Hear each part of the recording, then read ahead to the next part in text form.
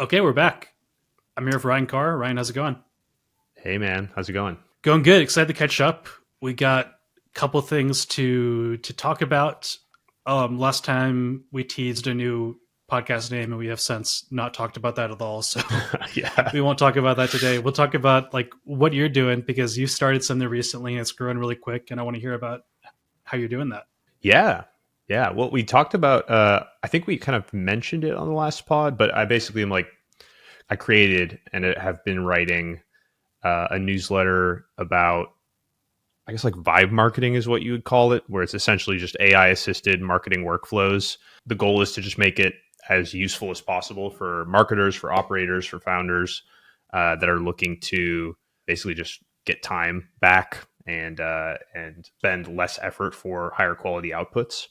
So this is like how to generate like AI videos that you can use in your marketing assets, like generating prompts for generating great images, how to generate like ads that you can run and test and do it like 10 times as quickly.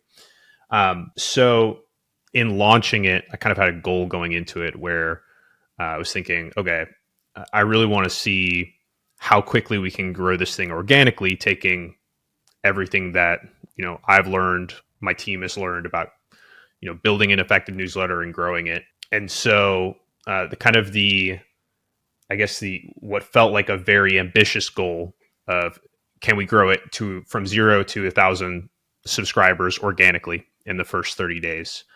And the main channel that we were going to utilize in doing that was LinkedIn. So we talked about, I think we talked about last week the kinds of posts that we were doing, but just to recap, it's like the comment to get posts where it's like you basically spend a lot of time creating a lead magnet. You tease that lead magnet on LinkedIn. You basically tell people, hey, if you want it, I'll send it to you. All you have to do is just comment this, like the post, make sure we're connected, and I'll send it to you. And it basically just starts this like cycle of engagement where sending the I guess signaling to the algorithm that it's a popular post and it starts showing it to more and more people. Yeah, and Yeah. people can see your LinkedIn to see an example. If they just search Ryan Carr, they'll see you and they can read the post that you're talking about. Yeah, exactly. And basically, I would send the people that did comment, I would send them a link to the newsletter, and that newsletter page was email gated. So they had to enter their email and subscribe to the newsletter to see the guide, and put a ton of effort into the guides too. And that's, I think, one of the learnings that I'll share is just like it. I think for it to be for it to feel like a fair trade, I feel like it should be a pretty high effort piece of content that you're sending people, or at least very useful.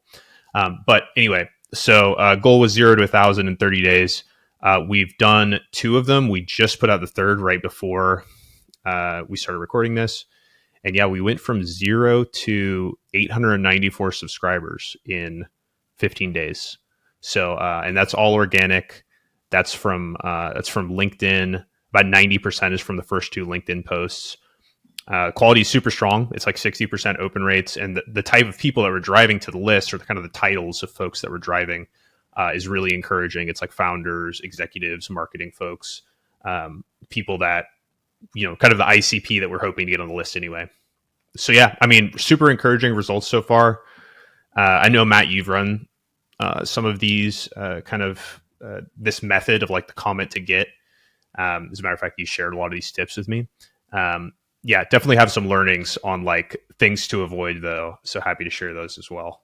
Yeah, I want to dive into that, but I love that you're doing this and like it's crushing it. This like that's a it's a big deal to do that amount of subscribers with that type of audience in such a short amount of time. What I thought was really awesome is that like you hadn't posted on LinkedIn in like 6 months, Yeah. and then you do two of these posts using the strategy that we've learned from other people, and you executed on it perfectly, and they get thousands of comments and more importantly almost 1,000 subscribers from essentially two LinkedIn posts. The third one will probably get you over 1,000.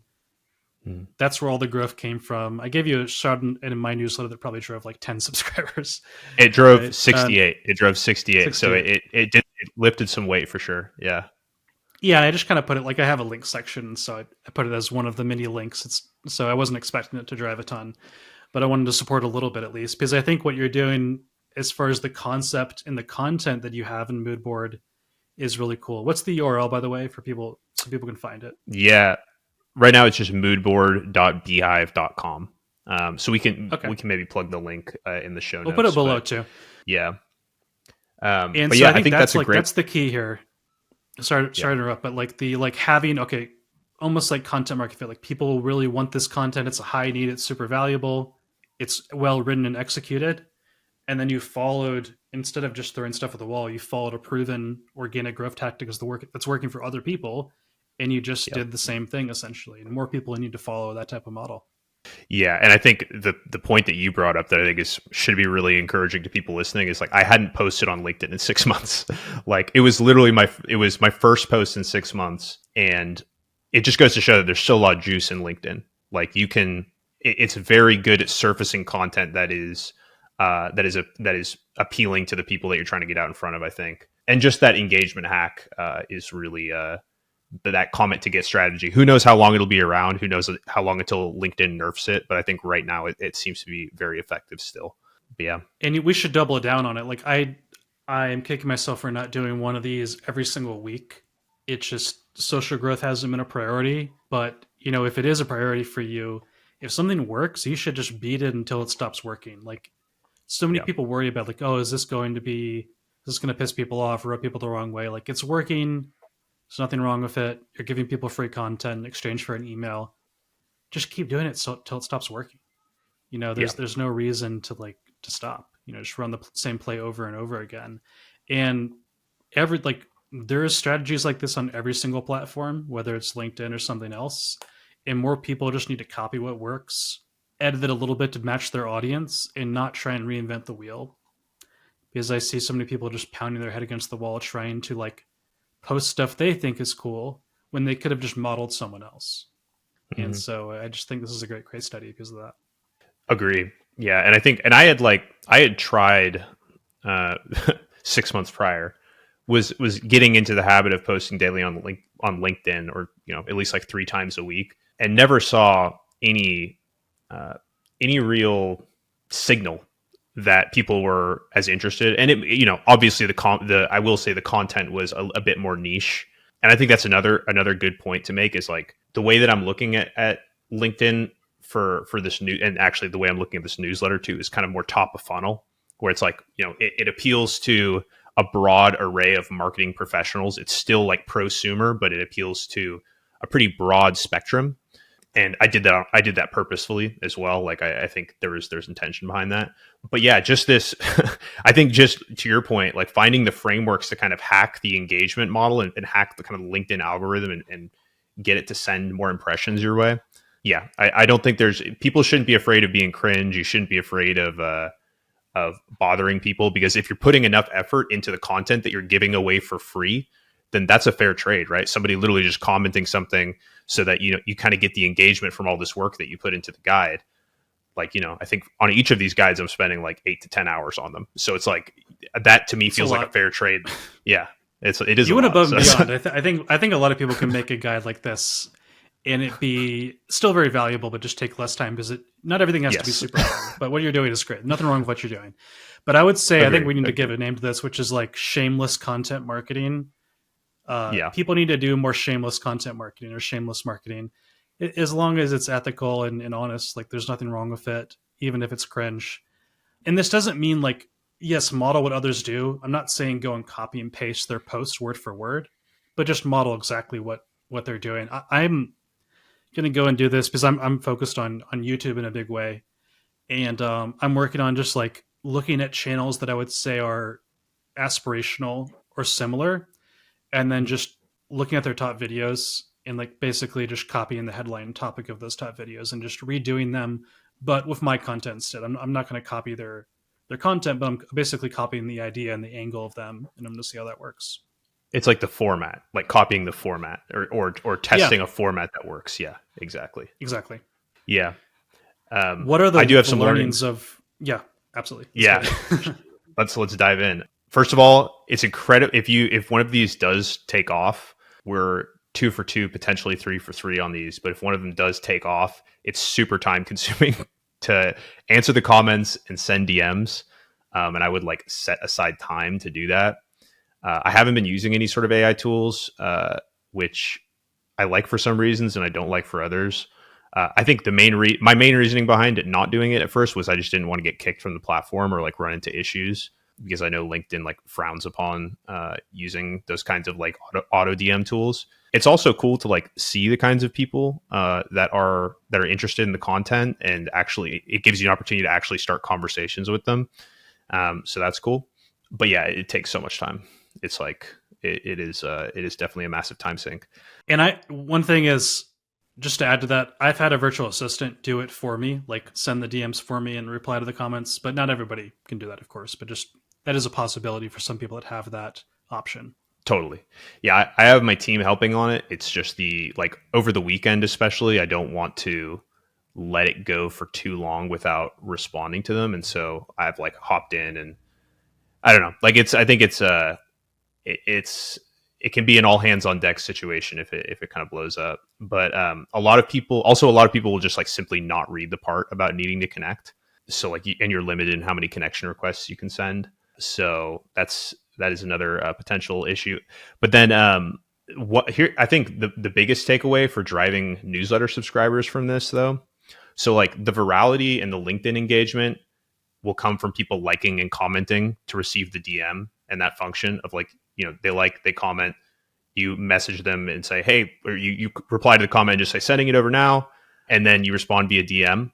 Doing that did not drive that many subscribers. Like I think Matt, you and I talked about this, but like the conversion rate from that process of someone commenting to them being a subscriber of the newsletter was really, really low. Where it took off was going back and replying to every comment with the link, so that other people were seeing the link. People that were seeing the post for the first time were seeing the link. Those people also got another notification and clicked into the link. But it's like a balance, because you want to keep that kind of engagement loop going of people needing to comment to receive the link, so that it kind of takes off. So I think the solution that we came up with is like basically playing that DM game until the post hits like some sort of terminal velocity, right? Of getting engagement, and like and basically impressions are taking off, and a lot of people are seeing it, and then going back and commenting, so that you basically get the best of both worlds. It's like a lot more people are already seeing it because you've signaled that it's worth the impressions. And yeah, so that's what we're doing now, is we're playing that DM game for like the first like 500 comments, and then we'll go in and comment on everything. And then this one's probably pretty obvious, but I made a rookie mistake. It's like, don't edit the post until the viral moment is over. It's like, because I basically went back and added the link to the post, in part because it was like Sunday morning and I was so burned out responding to every comment. But it killed the impression curve. And I think it could have driven a lot more. The last one particularly, I think it could have driven a lot more impressions from it. So yeah, those are just some quick learnings. I think like future experiments are like adding a little bonus for reposting. So it's like and comment, and you'll get the guide. And then like if you repost it, I'll send you something extra, and kind of incentivizing it that way, because I think less people are likely to repost unless you include something. But yeah, we are on track to cross that 1,000 sub goal and do it in like a little over 2 weeks rather than 30 days. So so far so I good. think you'll do it this week. The one you posted an hour ago has 50 comments. So I bet you'll do it by tomorrow or in the next 24, 48 hours. And then one thing is Yeah. important is like, I see some people do this where it's like, you must repost or retweet, then I'll DM you. Don't do that. Like, that's too much Yeah. friction. Just like and comment, or even just comment is fine. I get incentivizing extra for a repost, and it's definitely worth testing.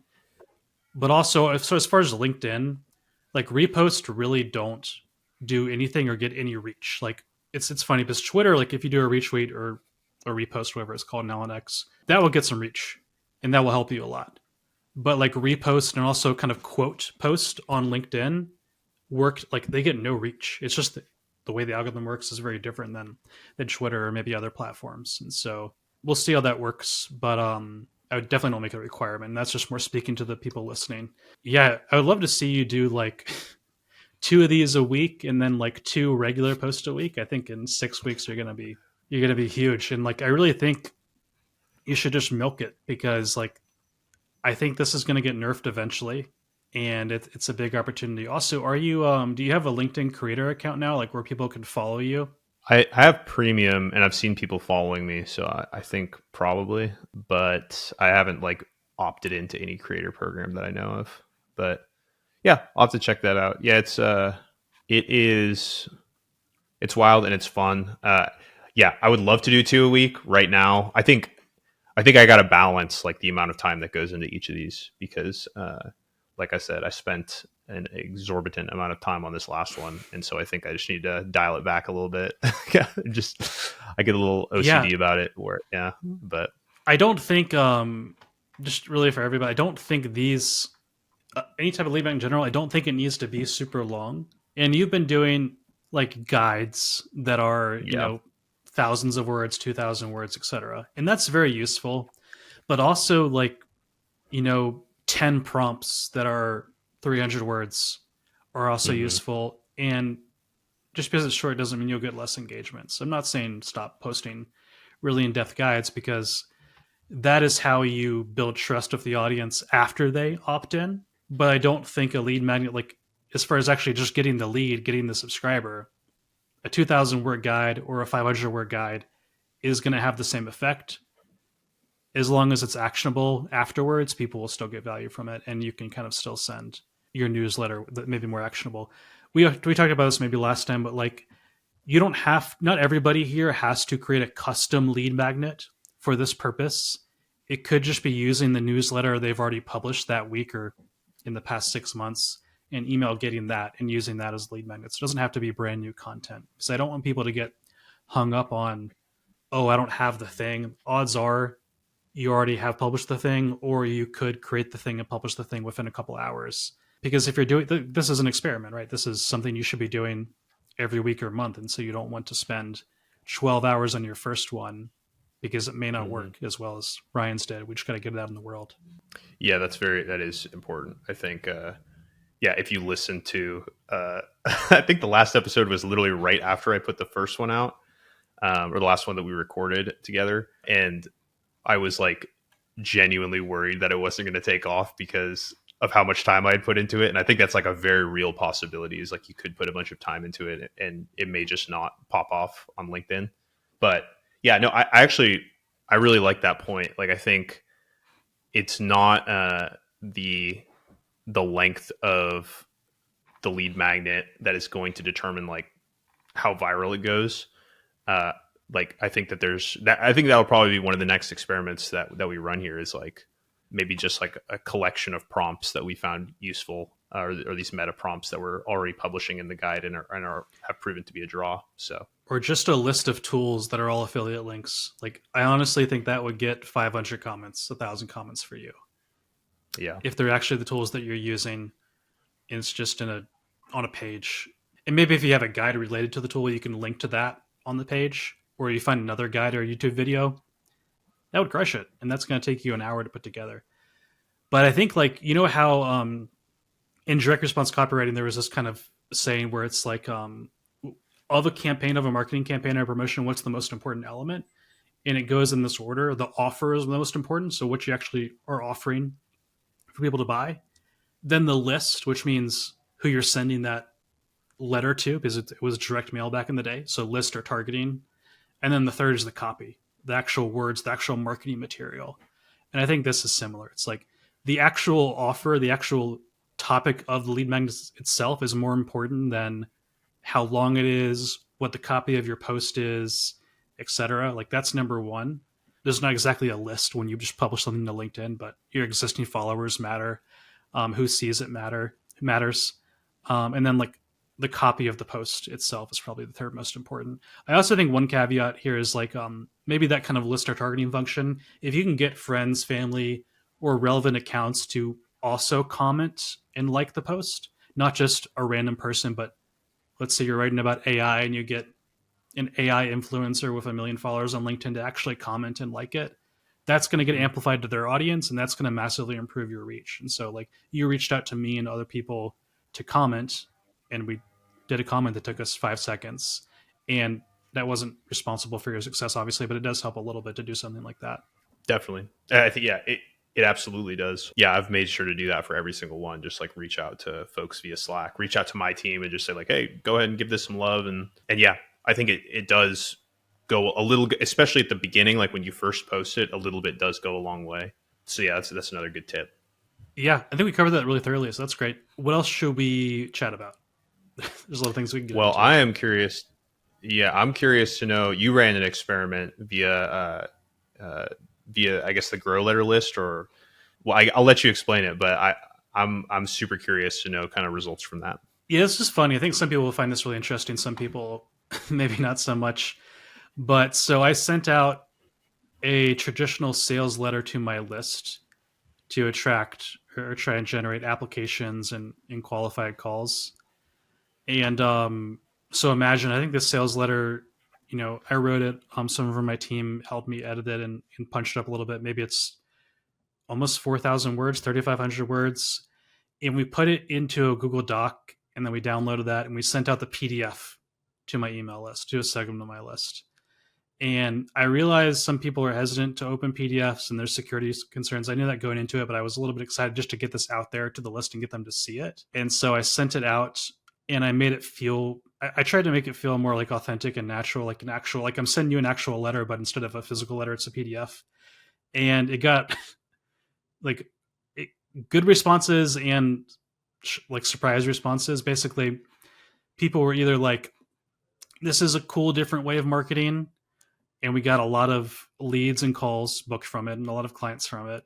I think the email itself had a 70%, 17% click through rate. So 17% of people actually downloaded the thing that I put in the email. And then the other half of the responses were like, were you hacked? I'm not opening this PDF. This looks suspicious. And I didn't realize it looked so suspicious, but the idea is that if you're not expecting to receive a PDF, you shouldn't open PDFs because of all the security concerns we don't need to get into. And I just didn't, I knew that to some degree, but I didn't think through all of that. So like we got both a positive and I wouldn't say negative, but like worried response from subscribers. And that's initially what happened. Then I sent a follow up email today trying to kind of capitalize on the attention that gained. Yeah, and that follow up email, it made me think that. And the question that I asked you before we started recording was like, was that all like 4D chess? Were you like, because I remember, us both having worked at the Hustle, Sam used to pull stunts like that sometimes where he would like pretend like he accidentally sent an email and then use it as an opportunity to like send a follow up email. Like we did that with a Black Friday discount one time where he pretended that he was sending an email to our team outlining the details of the Black Friday detail and providing a link. And he's like, then he basically replied to the whole list again and was like, so sorry, like that was only supposed to go out to my team, but since it's already out, I'll honor it if you go ahead and click this link. And so I didn't know if it was a stunt like that. I was like, oh man, Those are great. We need to find idea. that email and like post it somewhere on LinkedIn. You should find that one and post it. And Yeah, also like there's a lot of brands do similar stuff. Like Chewy is really well known for not Chewy, BarkBox. The dog box is like yeah, crazy good at those types of emails. That was not the case. Like it wasn't by design. So the first email, I think the subject line was like letter for you, and it was like here's the letter that I wrote for you. It's like kind of butchering the copy. It sounds better in email. And then obviously I get responses to that. And then the next email the next day was I was not hacked, and then it just kind of explained what happened. And so that wasn't by design. The reason, but I did see it as a way to kind of capitalize on the attention. Although like not that this is like a big important thing that like people were concerned that I was hacked, but like if you get a dozen emails from people that feel like a certain way about something, odds are a lot of people get that impression too, who are not just them. Maybe like 50% of the list does.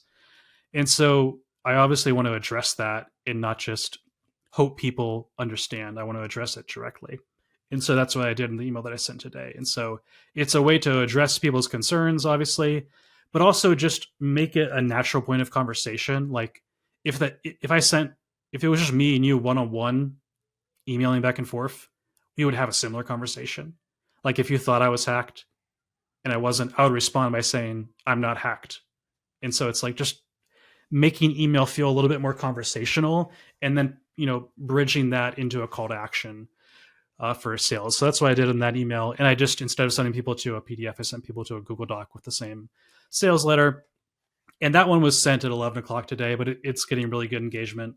and we'll have 50% open rate, 10 or 15% plus click through rate, and we've gotten a lot of leads for this new service that we're doing. So I think some people will like that, some people won't really care, but the idea is this, like, act like a human and take advantage of whatever happens, even if it's small, even if there's a typo in your subject line. Maybe that's an opportunity to send another email that could sell something. Maybe that's not the best example, but if something like that happens, talk about it in your newsletter and your emails, and you'll feel like a people will think of you like a real human being and not like they're on a list that you're just blasting messages to without any care for what they actually think about them. Yeah, it's a great point, and I've definitely seen people. I've definitely seen other brands, other companies like do this to really great effect. And I can never tell if it's on purpose or not. And that's like the cynical marketer in me is like somebody's like, oh, the link in this last thing was broken, but here it is again in case you wanted it, or like I forgot to post this link somewhere I meant to. And it's like I can never tell if I it's wouldn't do something that blatant on purpose, like a broken link.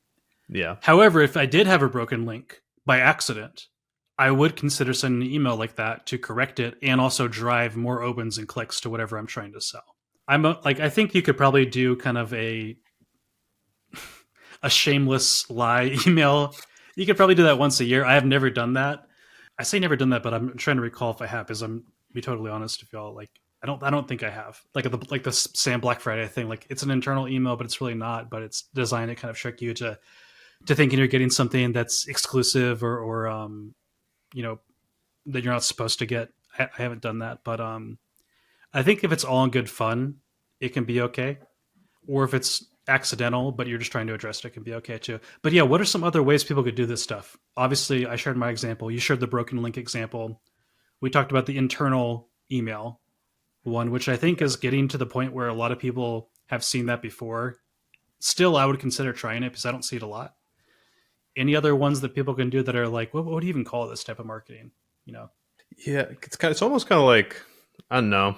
I don't want to use the word deceptive or like black hat, but it's like kind of like it's kind of like tongue in cheek. You know what I mean? I don't have a great name for it to tie it all Yeah, together. certainly gray hat to some degree.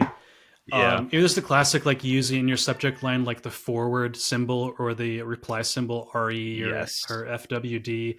That's kind of a gimmick, you know. I've You seen got a a lot cat more over there. people doing that. Yeah, I do have a cat. That's my cat, not me, for people listening.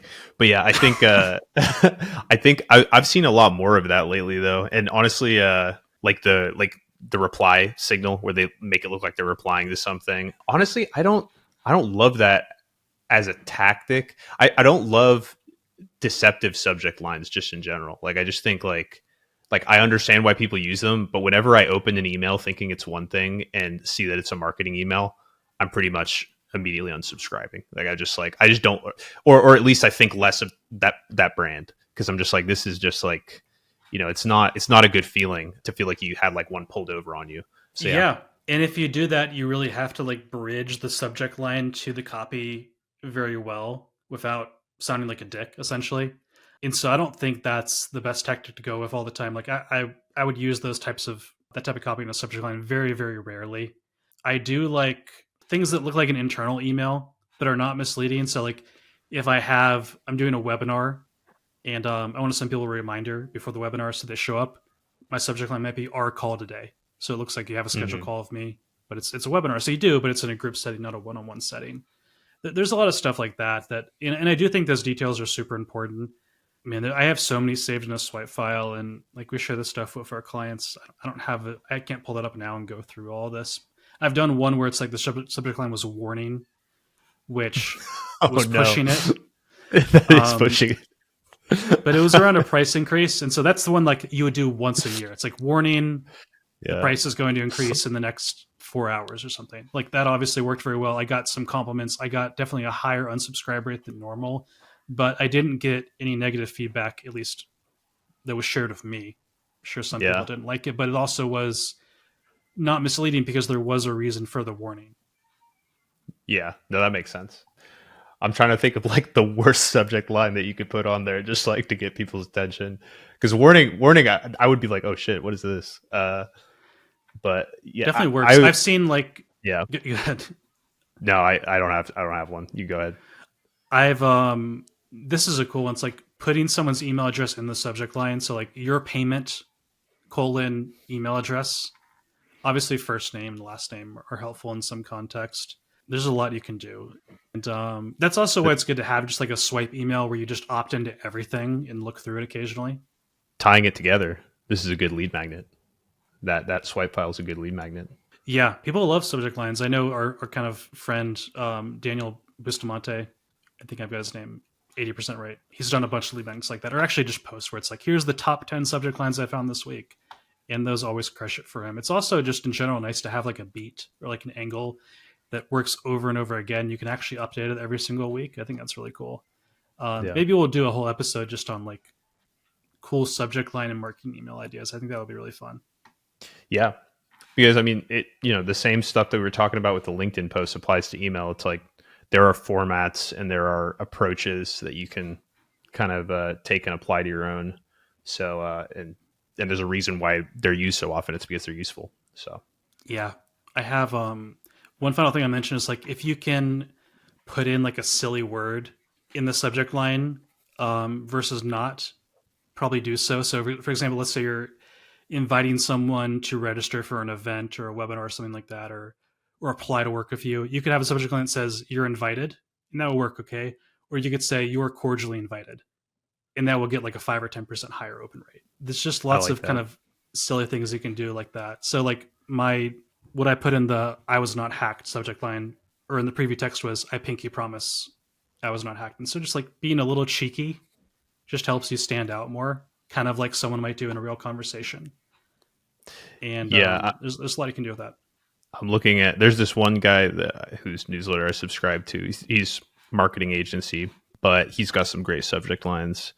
But these are the ones I think specifically that I was thinking about, where it's like re colon meeting on OPEX costs, and I'm like, do I have a meeting like with this guy? And I clicked on it, and it's just newsletter.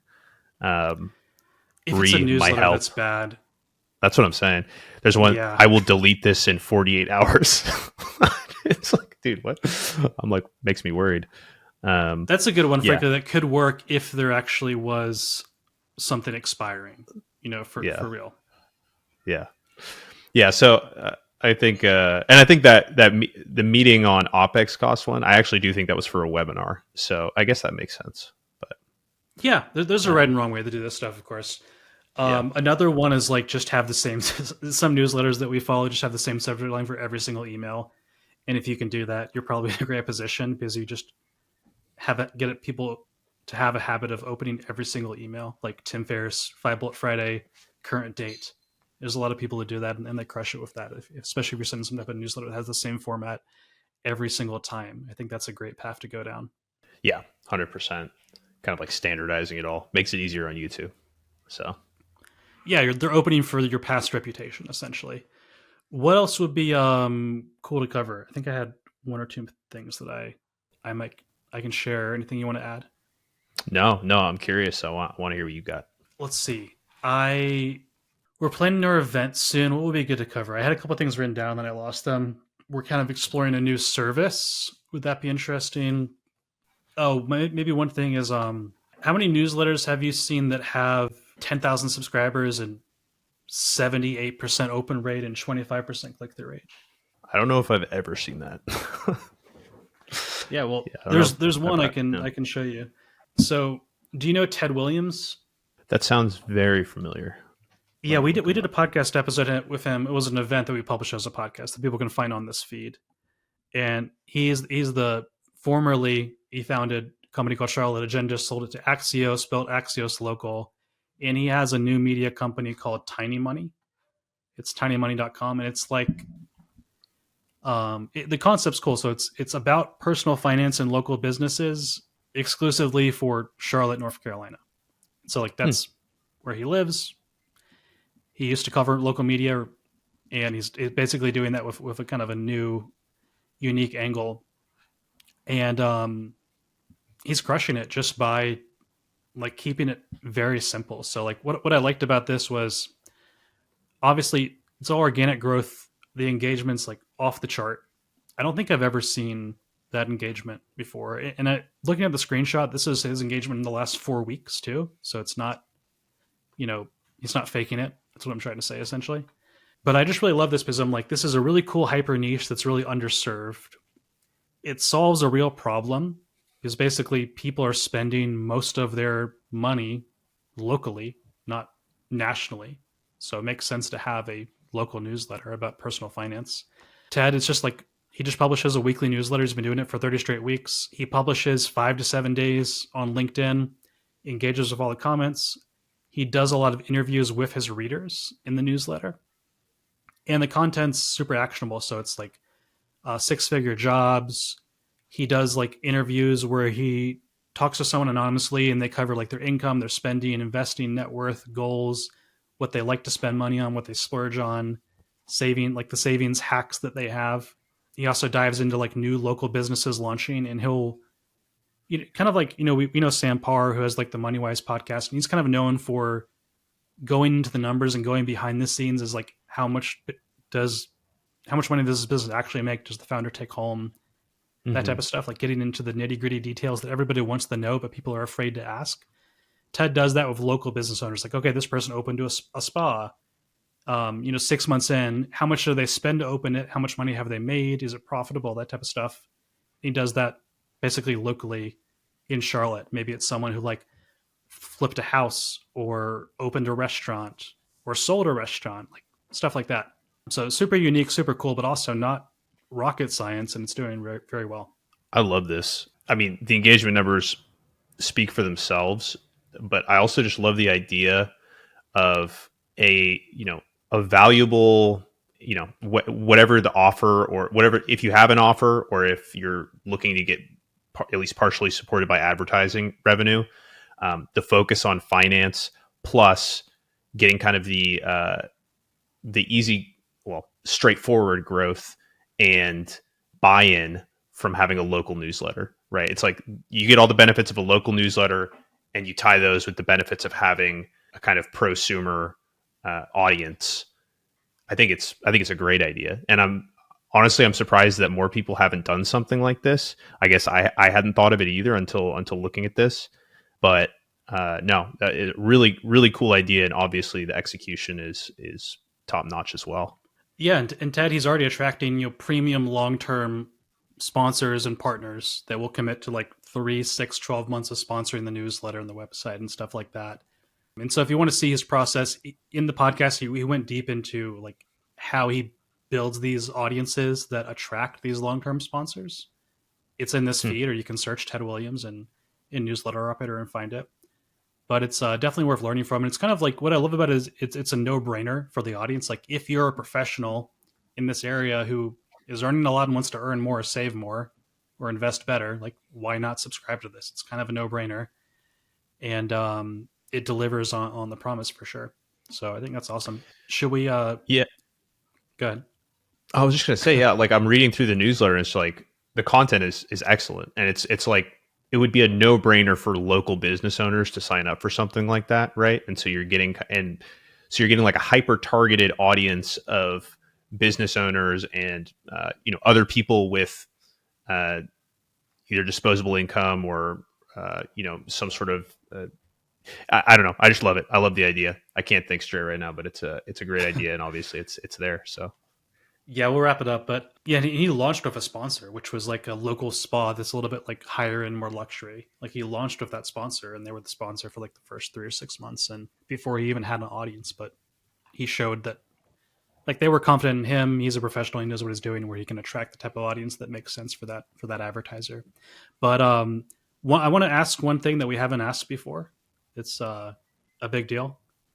okay. Will you subscribe to the podcast or subscribe on YouTube? We've never asked that. Maybe on the first podcast, but it's been like 50 episodes since we've actually said that.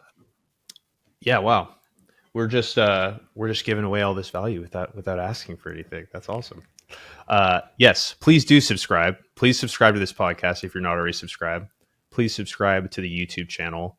I know we're putting a lot of effort into both for the rest of this year. So, yeah, it would mean a lot. Your support would mean a lot. Awesome. And check out Mood Board, link below. Check out Grow Letter, my company, Tailwind, Ryan's company, and we'll talk with y'all next time.